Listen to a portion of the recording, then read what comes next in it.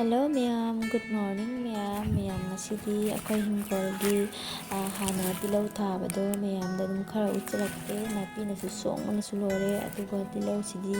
fajabana mayam khutchawribako mayam aduga sidasu leire fajadra mayam jenga dum tilau se aina chingbada makoka katfajaba yawri mayam mayam fajabane akhoi jumgi tilau se mayam ꯑꯗꯣ ꯉꯁꯤꯗꯤ ꯑꯩ ꯊꯩꯕꯣꯡ ꯊꯣꯡꯒꯦ ꯇꯧꯔꯤꯅꯦꯕꯀꯣ ꯊꯩꯕꯣꯡ ꯊꯣꯡꯒ ꯇꯤꯜꯍꯧꯁꯦ ꯈꯔ ꯆꯥꯎꯅ ꯍꯥꯞꯆꯤꯜꯂꯒ ꯊꯣꯡꯒꯦ ꯇꯧꯔꯤꯅꯤ ꯃꯌꯥꯝ ꯑꯗꯨ ꯃꯌꯥꯝ ꯑꯩꯅ ꯈꯔ ꯃꯃꯥꯡꯗꯁꯨ ꯈꯔ ꯍꯦꯛꯑꯒ ꯑꯩꯅ ꯍꯥꯏꯗꯤ ꯐꯣꯛꯑꯒ ꯈꯔ ꯊꯝꯃꯝꯃꯦꯕꯀꯣ ꯃꯌꯥꯝ ꯑꯗꯣ ꯃꯌꯥꯝꯗ ꯑꯩꯅ ꯎꯠꯅꯤꯡꯉꯛ ꯑꯃꯨꯛ ꯈꯔ ꯈꯔ ꯍꯦꯛꯄꯅꯤ ꯁꯤꯗ ꯂꯩꯔꯦ ꯃꯌꯥꯝ ꯇꯤꯜꯍꯧꯗꯣ ꯌꯥꯝꯅꯗꯤ ꯐꯨꯠꯂꯛꯇ꯭ꯔꯦꯕꯀꯣ ꯑꯗꯨꯝ ꯈꯔ ꯆꯥꯅꯤꯡꯉꯥꯏ ꯑꯣꯏꯅ ꯍꯥꯏꯗꯤ ꯊꯩꯕꯣꯡ ꯊꯣꯡꯕꯗ ꯍꯥꯞꯀꯦ ꯍꯥꯏꯅ ꯑꯗꯨꯝ ꯈꯔ ꯐꯨꯠꯂꯦ ꯃꯌꯥꯝ ꯐꯖꯗ꯭ꯔꯥ ꯑꯩꯈꯣꯏꯒꯤ ꯌꯨꯝꯒꯤ ꯇꯤꯜꯍꯧꯁꯦ ꯃꯌꯥꯝ ꯑꯗꯨ ꯁꯤꯒ ꯂꯩꯔꯦ ꯇꯤꯜꯍꯧ ꯑꯗꯣ ꯑꯩ ꯍꯧꯖꯤꯛ ꯍꯤꯟꯖꯥꯡ ꯊꯣꯡꯕ ꯍꯧꯔꯒꯦ ꯇꯧꯔꯦꯕꯀꯣ ꯑꯗꯨꯒ ꯊꯥꯎ ꯍꯥꯞꯄꯦ ꯑꯗꯨꯒ ꯁꯤꯒ ꯂꯩꯔꯦ ꯊꯩꯕꯣꯡ ꯊꯣꯡꯕꯗ ꯍꯥꯞꯀꯗꯕ ꯄꯣꯠꯁꯤꯡꯗꯣ ꯑꯗꯨꯒ ꯁꯤꯒ ꯂꯩꯔꯦ ꯃꯌꯥꯝ ꯊꯩꯕꯣꯡꯁꯦ ꯈꯤꯇꯪ ꯐꯨꯠꯇꯣꯛꯑꯦꯕꯀꯣ ꯑꯗꯨꯒ ꯁꯪꯒꯣꯏꯗ ꯑꯣꯏꯅ ꯃꯩꯗ ꯑꯣꯏꯅ ꯊꯣꯡꯒꯦ ꯍꯥꯏꯅ ꯑꯩ ꯃꯄꯥꯟꯂꯣꯝꯗ ꯊꯣꯛꯂꯛꯑꯦꯕ ꯃꯄꯥꯟꯗ ꯃꯩꯗ ꯑꯣꯏꯅ ꯊꯣꯡꯒꯦ ꯇꯧꯔꯦ ꯁꯤꯒ ꯍꯥꯞꯆꯤꯟꯖꯔꯦ ꯇꯤꯜꯍꯧ ꯈꯔ ꯇꯤꯜꯍꯧꯁꯦ ꯈꯔ ꯉꯥꯡꯂꯤ ꯇꯧꯔꯛꯄ ꯈꯔ ꯃꯨꯜꯂꯛꯄ ꯃꯇꯥꯡꯗꯨꯒ ꯆꯅꯝ ꯀꯩꯀꯩ ꯍꯥꯞꯆꯤꯟꯕꯤꯔꯣ ꯃꯌꯥꯝ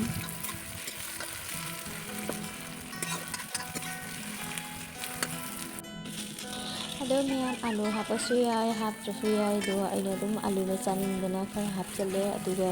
ꯌꯨꯝꯒꯤ ꯇꯣꯃꯦꯇꯣ ꯃꯆꯥ ꯃꯆꯥ ꯄꯥꯜꯂꯦꯕ ꯑꯗꯨ ꯈꯔ ꯍꯥꯞꯆꯤꯜꯂꯒ ꯃꯌꯥꯝ ꯊꯣꯡꯉꯦ